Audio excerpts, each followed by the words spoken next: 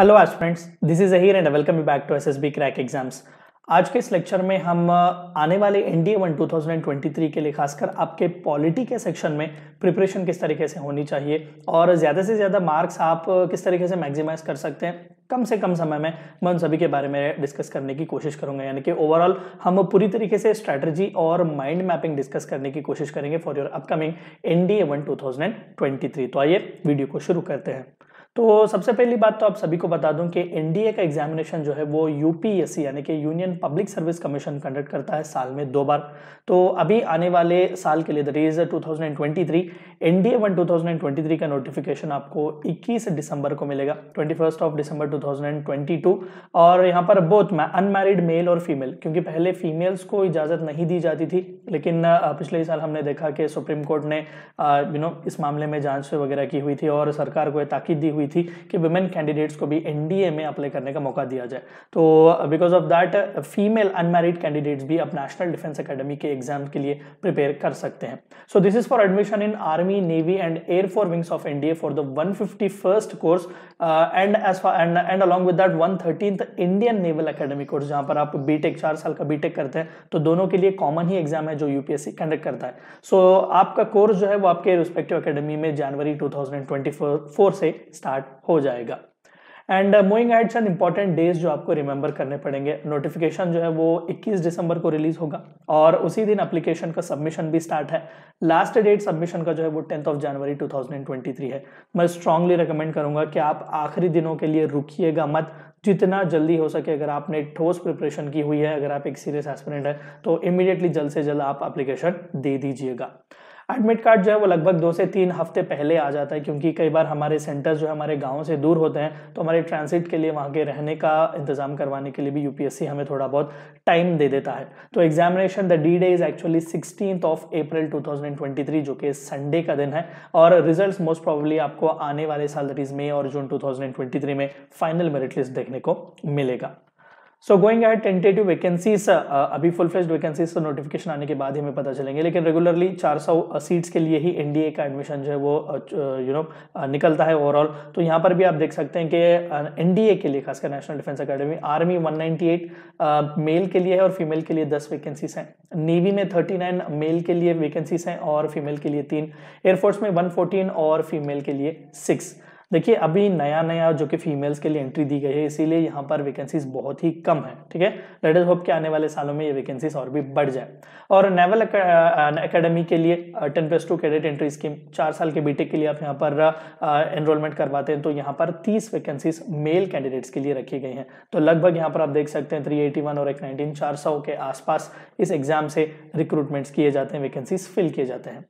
Selection process आप सभी बेहतर जानते हैं कि सबसे पहला एक रिटन एग्जामिनेशन होता है, no doubt one of the toughest examination है, क्योंकि one of the elite organisations का एक हिस्सा आप बनने जाएंगे। नेशनल डिफेंस एकेडमी दुनिया की पहली ऐसी एकेडमी है जहां पर तीनों के तीनों सर्विसेज के कैडेट्स मिलकर ट्रेनिंग पाते हैं, air force, navy as well as हमारे आर्मी वाले। सो बाद में आता है एसएसबी का interview and then comes your medical test, then comes your document verification and finally the release of the merit list.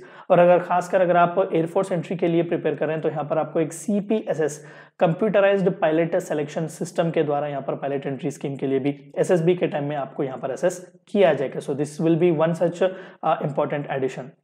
Paper exam की पैटर्न की अगर मैं बात करूं तो 2 पेपर्स आपको यहां पर देखने को मिलते हैं। एक तो मैथमेटिक्स पेपर 1, दूसरा GAT general ability test, that is your second paper. General ability test में भी यहां पर हमें 2 सबसेक्शंस देखने को मिलते हैं, एक है अपना इंग्लिश का, दूसरा है अपना जीके का।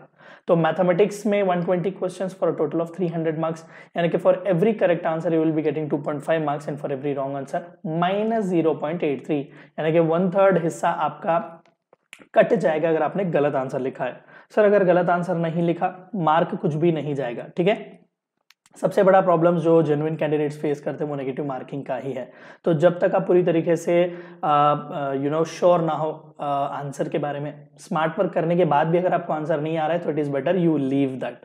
तो जीएटी में भी कुछ इसी तरीके की मार्किंग्स हैं। इंग्लिश में 50 एमसीक्यूज आएंगे, टोटल 200 मार्क्स। हाँ, पूरे क्वेश्चंस एमसीक्यूज ही होंगे, ऑब्जेक्टिव टाइप्स ही होंगे। ठीक है, आपको यहाँ पर आंसर्स या एसेस लिखने की जरूरत नहीं है। हमें सीएपीएफ वगैरह एग्जाम्स में ऐसा देखने को मिलता है। तो यहाँ पर भी जीके में 100 क्वेश्चन होंगे फॉर 400 मार्क, यानी कि for every correct answer 4 marks and for every wrong answer -1.33 marks will be taken away. So ये स्कीम है आपके मार्किंग का, याद रखिएगा। तो for a total mathematics, GAT, GK और इंग्लिश के मिलाकर पूरे 270 क्वेश्चंस होते हैं फॉर अ 900 मार्क्स, यानी कि आपका रिटर्न 900 मार्क्स के लिए है और आपका एसएसबी भी 900 मार्क्स के लिए, यानी कि फाइनल मेरिट लिस्ट 1800 मार्क्स के लिए आएगी। तो अब नेक्स्ट मोस्ट इंपॉर्टेंट क्वेश्चन जो बच्चा फेस करता है कि सर सेफ जोन में मैं कब रहूंगा, कट ऑफ क्या क्या होगा। देखिए अभी हमें पिछले 3 अटेम्प्ट्स के ऑफिशियल कट ऑफ्स आने बाकी हैं, तो जहां तक हमारा डाटा अवेलेबल है यहाँ पर आप देख सकते हैं इंडिया 1 2021 के लिए 343 वाज द कट ऑफ। वैसे तो हमें नोटिफिकेशन में बताया जाता है कि ऑफिशियल परसेंटेज जो इस पेपर में लाना है वो 25% है, लेकिन लास्ट कैंडिडेट जो रेकमेंड किया गया है उसके परसेंटेज ऑफ मार्क्स आप देख सकते हैं कितने हाई है, दैट इज 38%। लगभग जब तक आप 355 या 360 क्रॉस नहीं करेंगे, मैं तो बिल्कुल भी नहीं कहूंगा कि आप सेफ जोन में हैं। तो महज 25% लाने से there will be no assurance कि आप एसएसबी को पुश किए जाएंगे। आप यहाँ पर देख सकते हैं इट इज एविडेंट एक्चुअली कि हर अटेम्प्ट में भले ही 25 मिनिमम क्यों ना क्वालिफाइंग मार्क हो, लास्ट रिकमेंडेड कैंडिडेट एटलीस्ट 38-39% के आसपास ही रहा है। और फाइनल मेरिट लिस्ट के आंकड़े भी कुछ इसी तरीके से हैं, 900 रिटर्न के लिए, 900 एसएसबी के लिए, तो पूरे 1800 आउट ऑफ 1800 आप देख सकते हैं 709 was the last candidate who got that mark।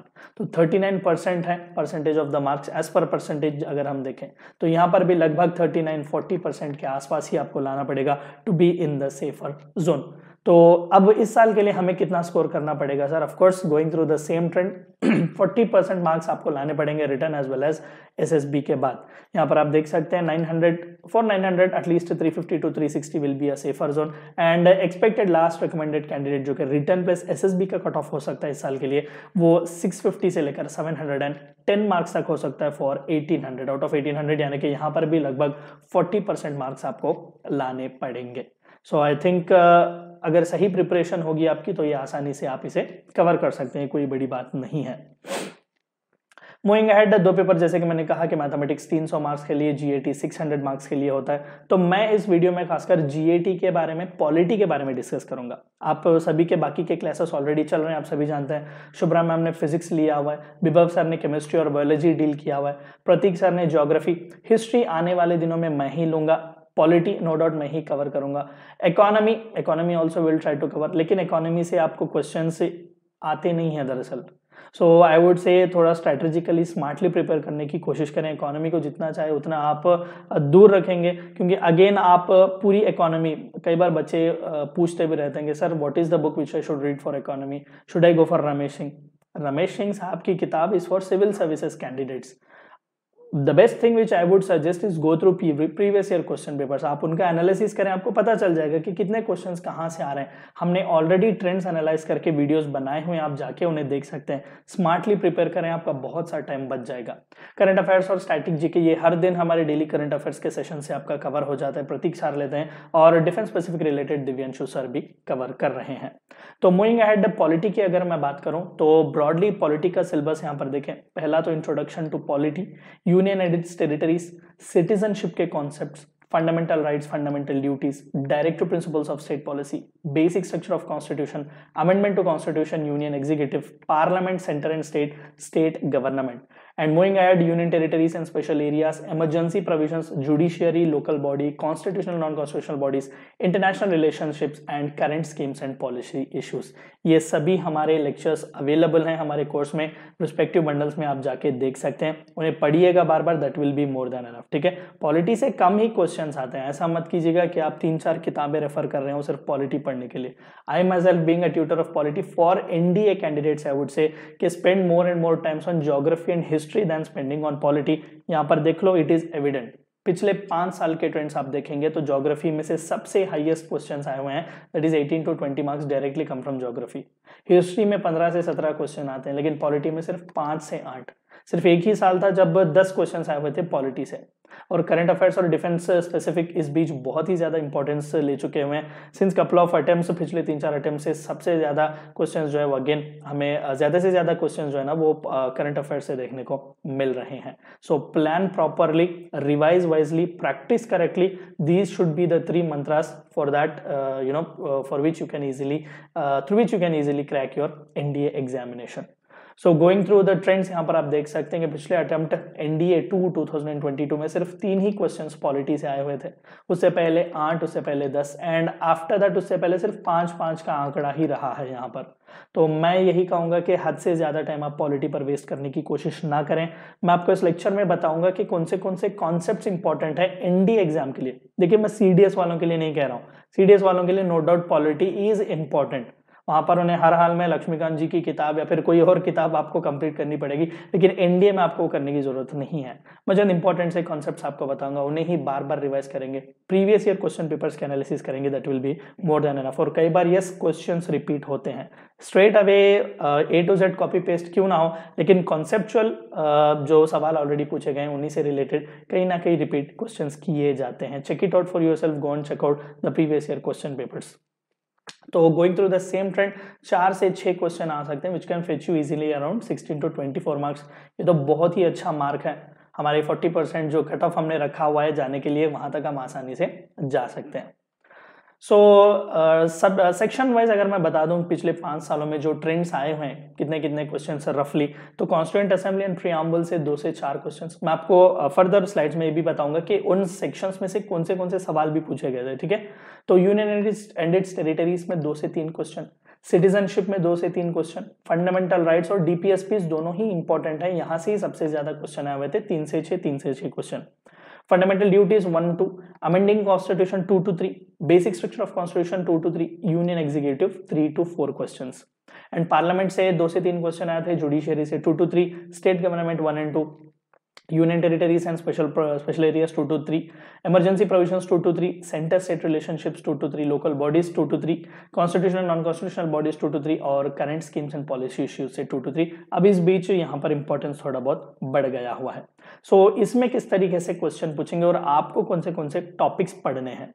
सबसे पहला तो प्रियम्बल हमारा इंपॉर्टेंट है, प्रियम्बल हमारा इंट्रोडक्शन है। तो प्रियम्बल के टर्म्स क्या हैं, मैं आपको एक बात बता दूं कि कई बार ना हमारे प्रियम्बल के जो टर्म्स हैं, sovereign, socialist, secular, democratic Republic, इस पर भी सवाल पूछे गए हैं, ऑर्डर को रीअरेंज करने के लिए वगैरह। तो प्रियम्बल और उसके टर्म्स इंपॉर्टेंट है। और 42nd अमेंडमेंट एक्ट जो 1976 में श्रीमती इंदिरा गांधी जी ने लाया हुआ था, वो सिग्निफिकेंट क्यों माना जाता है, प्रियम्बल में कौन से एडिशंस उसमें किए गए थे, सोशलिस्ट और सेक्युलर जैसे टर्म्स। तो इन कॉन्सेप्ट्स को ज्यादातर पढ़िएगा। कॉन्स्टिट्यूशन ऑफ इंडिया के बारे में ड्राफ्टिंग कमिटीज क्या क्या थी, कॉन्स्टिट्यूशन ड्राफ्टिंग कमेटी के चेयरमैन डॉक्टर बी.आर. अम्बेडकर, उनसे रिलेटेड चंद इंपॉर्टेंट से फैक्ट्स, कॉन्स्टिट्यूशन का मेकिंग किस तरीके से हुआ उसके बारे में, कितने दिन बैठक हुई थी, फ्लैग हमारा कब अडॉप्ट किया गया था, नेशनल एंथम कब अडॉप्ट किया गया था, इंपॉर्टेंट से कमिटीज कौन से थे, यूनियन कॉन्स्टिट्यूशन कमेटी है, ऐसे कई अलग अलग कमिटीज जो हमने बनाए हुए थे, जवाहरलाल नेहरू, सरदार वल्लभ भाई पटेल, डॉक्टर राजेंद्र प्रसाद, इन सभी के चेयरमैन बने हुए थे। तो उसके बारे में जान लीजिएगा। हमारे यूनियन और टेरिटरीज क्या क्या है, उनका बेसिक आइडिया, और आर्टिकल 1 to 4 जो बहुत ही इंपॉर्टेंट है, जो पावर देता है सेंटर को कि वो जब चाहे तब स्टेट्स को बना भी सकते हैं, तोड़ भी सकते हैं, जोड़ भी सकते हैं, रीनेम भी कर सकते हैं। तो क्या क्या है उनके बारे में बेसिक नॉलेज लाना पड़ेगा। फेडरल नेचर हमारे स्टेट का कैसे चलता है हमारे स्टेट्स के रीऑर्गेनाइजेशंस कैसे हुए, और अलग अलग कमीशन से रिलेटेड हिस्टोरिकली क्या थे। धार कमीशन की बात हम करते हैं, जेवीपी कमेटी की हम बात करते हैं, हम फजल अली कमेटी की बात करते हैं, तो इनके बारे में थोड़ा बहुत जानिएगा। सिटीजनशिप के कॉन्सेप्ट्स भी इंपॉर्टेंट है, आर्टिकल 5 से 11, क्योंकि बेसिकली नागरिकता ही तो इंपॉर्टेंट होती है। इंडिया क्या है, India is nothing but Indians will live in that, तो वो इंडियन किसे कहेंगे हम, तो बेसिक आइडिया यहाँ पर ला लीजिएगा। पीआई वो persons of Indian origin, NRI non resident Indian, OCI overseas citizen of Indian, ये क्या क्या है कॉन्सेप्ट्स, इनके बारे में जानकारी कीजिएगा। नए नए स्कीम्स, चेंजेस कुछ वोटिंग प्रोसेस में आए हैं उसके बारे में। फंडामेंटल राइट्स सबसे इंपॉर्टेंट है, बेसिक आइडिया 12 से लेकर 35 तक, because these are our fundamental rights. क्या क्या है वो, क्या क्या हमें प्रोवाइड करते हैं। 44th अमेंडमेंट एक्ट क्या था, रिट्स क्या क्या है, 5 टाइप के अलग अलग रिट्स हैं, वो क्या क्या है, किस वक्त को इस्तेमाल किए जाते हैं, mandamus, certiorari, quo warranto of prohibition, and there is another one, okay there is another one, 5 है पूरे। So writs, different types of writs क्या क्या हैं, एनफोर्समेंट और एक्सेप्शनल केसेस क्या क्या हैं with regards to fundamental rights, ठीक है। तो इस तरीके के आप चीजों को ज्यादातर मद्देनजर रखते आगे बढ़ेंगे तो वो बहुत ही आसानी हो जाएगी। फंडामेंटल ड्यूटीज आर्टिकल 51A, कितने फंडामेंटल ड्यूटीज हैं, 11th वन कब ऐड किया गया था, फंडामेंटल राइट्स और फंडामेंटल ड्यूटीज के बीच फर्क क्या क्या है, स्वर्ण सिंह कमेटी के बारे में पढ़िएगा, डीपीएसपी सारे इंपॉर्टेंट, यहाँ पर भी आर्टिकल 36 से लेकर 51 तक बेसिक नॉलेज लाने की कोशिश कीजिएगा। और आर्टिकल 368 जो कि हमारे कॉन्स्टिट्यूशनल अमेंडमेंट के प्रोसेस को बताता है उसके बारे में भी आप थोड़ा बहुत जानकारी हासिल करने की कोशिश कीजिएगा। एंड देन कम्स क्लासिफिकेशन, 3 अलग अलग क्लासिफिकेशन है हमारे डीपीएसपी के, सोशलिस्ट है, गांधीयन है, लिबरल या फिर इंटेलेक्चुअल प्रिंसिपल्स हैं, उनके बारे में पढ़िएगा। इंपॉर्टेंट केसेस जो है खासकर डीपीएसपी से रिलेटेड है, Keshavananda Bharati, Golaknath, Minerva Mills, milk case etcetera और इंपॉर्टेंट से अमेंडमेंट जो कुछ भी लाए गए थे उनके बारे में भी पढ़ना आपके लिए इंपॉर्टेंट है। यूनियन, बेसिक आइडिया क्या है, यूनियन कहेंगे किसे, ठीक है, प्रेसिडेंट और वाइस प्रेसिडेंट का ऑफिस, प्राइम मिनिस्टर और काउंसिल उनका कैसे काम करता है, attorney general, highest law officer जिन्हें हम कहते हैं, वो कैसे काम करते हैं। पार्लियामेंट के बारे में A to Z जानने की कोशिश कीजिएगा कि मोशंस क्या क्या होते हैं, सेशंस कैसे कैसे चलते हैं, पार्लियामेंट्री प्रोसीडिंग्स क्या क्या है, 0R क्या है, समनिंग क्या होता है, प्रोरोगेशन, लोकसभा और राज्यसभा के मेंबर्स, उनका elections, anti defection law 10th schedule 1985 में जो लाया गया था 52nd कॉन्स्टिट्यूशनल अमेंडमेंट एक्ट के तहत, उसके बारे में पढ़िएगा। पार्लियामेंट्री प्रिविलेजेस क्या है, बिल्स और लॉ मेकिंग प्रोसीजर क्या है, बजट, फंड्स और उससे रिलेटेड समरी पढ़ने की कोशिश कीजिएगा। जुडिशरी, क्योंकि इंडिया में हम एक इंटीग्रेटेड जुडिशरी फॉलो करते हैं तो बेसिक आइडिया होना चाहिए जुडिशरी के बारे में, पावर्स क्या क्या है हाई कोर्ट और सुप्रीम कोर्ट के, क्वालिफिकेशन और अपॉइंटमेंट इन जजेस का कैसे होता है, रिमूवल प्रोसीजर क्या क्या है इनका, रिसेंट कॉन्ट्रोवर्सीज, वर्डिक्ट्स और कॉन्स्टिट्यूशनल प्रोविजंस क्या क्या है, स्टेट गवर्नमेंट और स्टेट एग्जीक्यूटिव के बारे में भी पढ़ने की कोशिश कीजिएगा, governor, appointment, special powers, executive legislative powers उन्हें क्या दिए गए हैं, चीफ मिनिस्टर उनका काउंसिल कैसे काम करता है, चीफ मिनिस्टर के पावर्स क्या है, गवर्नर के पावर्स क्या है। स्टेट लेजिस्लेचर में भी सेम है, बिल्कुल हूबहू एक रेप्लिका है हमारा state legislature of the central legislature, centre में जैसा काम चलता है स्टेट में भी वैसे ही चलता है, लेकिन सिर्फ 7 ही स्टेट्स हैं जिनके पास बाइकैमरल लेजिस्लेचर है, यानी कि हम सेंटर में जो लोकसभा और राज्यसभा देखते हैं ना, उसी तरीके से स्टेट में भी हम विधानसभा और विधान परिषद देखते हैं, तो वो सिर्फ 7 स्टेट्स में ही है, जैसा कि आंध्रा, तेलंगाना, बिहार, इस तरीके से, तो उनके बारे में थोड़ा बहुत जानिएगा। और लेजिस्लेटिव काउंसिल्स को बनाना, अबॉलिश करना किसका काम है, वो कैसे किया जा सकता है, इसके बारे में भी बेसिक नॉलेज। इमरजेंसी के प्रोविजंस इंपॉर्टेंट है, कई बार डायरेक्ट क्वेश्चंस भी आपको पूछे गए हैं एनडीए में, तो नेशनल इमरजेंसी 352, स्टेट इमरजेंसी या फिर president rule 356, article 360 financial emergency, there is another article, article 365, ठीक है, failure to comply with the rules and regulations of centre, वहां पर भी सेंटर स्टेट पर इमरजेंसी लगा सकता है। तो प्रेसिडेंट किस तरीके से इमरजेंसी लगाएंगे, रिवोकिंग का प्रोसेस क्या है, constitutional and non constitutional bodies क्या क्या है, ये भी इंपॉर्टेंट है, कई बार डायरेक्ट सवाल यहां से आते हैं।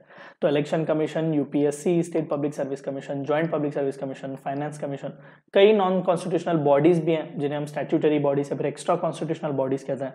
नीति आयोग को हम एक्स्ट्रा कॉन्स्टिट्यूशनल बॉडी कहेंगे क्योंकि वो एक एग्जीक्यूटिव रेजोल्यूशन से बनाया गया है। स्टैट्यूटरी बॉडीज जैसे कि स्टेट जोनल काउंसिल्स हमें देखने को मिलते हैं। एनजीटी, नेशनल ग्रीन ट्राइब्यूनल, जो कि 2010 में बनाया गया था। तो ऐसे कॉन्स्टिट्यूशनल और नॉन कॉन्स्टिट्यूशनल बॉडीज के बारे में पढ़ेंगे, खासकर जो करंट अफेयर्स में ज्यादातर न्यूज़पेपर्स में छाए हुए हैं उन्हीं के बारे में आप इंपॉर्टेंस देंगे, तो क्वेश्चंस भी वही से ही ज्यादा आएंगे।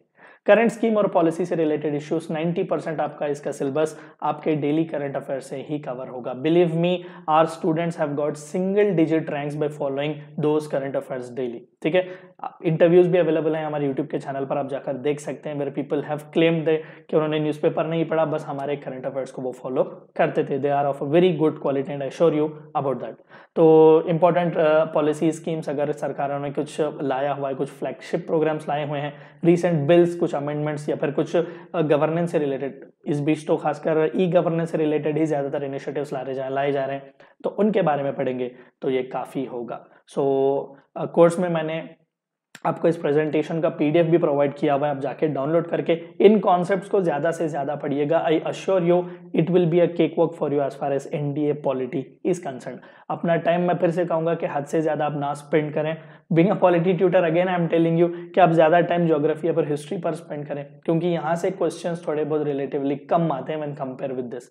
ऐसा नहीं कि आप पॉलिटी को पूरी तरीके से दरकिनार करो, पूरा छोड़ दो, मैं ये नहीं कह रहा हूँ, लेकिन जितना आपको कंसंट्रेशन देना है, जितने टॉपिक्स मैंने इंपॉर्टेंट दिए, मैं पिछले ट्रेंड्स के ये बहुत ही इंपॉर्टेंट से टॉपिक्स हैं, आप उन पर ज्यादातर ध्यान देंगे तो काफी होगा, बहुत सा टाइम आपका बच जाएगा और प्रिपरेशन भी क्वालिटेटिव हो जाएगी। जब भी आप हमारे लेक्चर्स देख रहे हो, ऑलरेडी कोर्स में अवेलेबल है, नोट्स बनाए, डेडिकेटेड नोट्स, जो इंपॉर्टेंट पॉइंट्स आपको लग रहे हैं उन्हें नोट डाउन कीजिएगा, बार बार उन्हें रिवाइज करने की कोशिश कीजिएगा।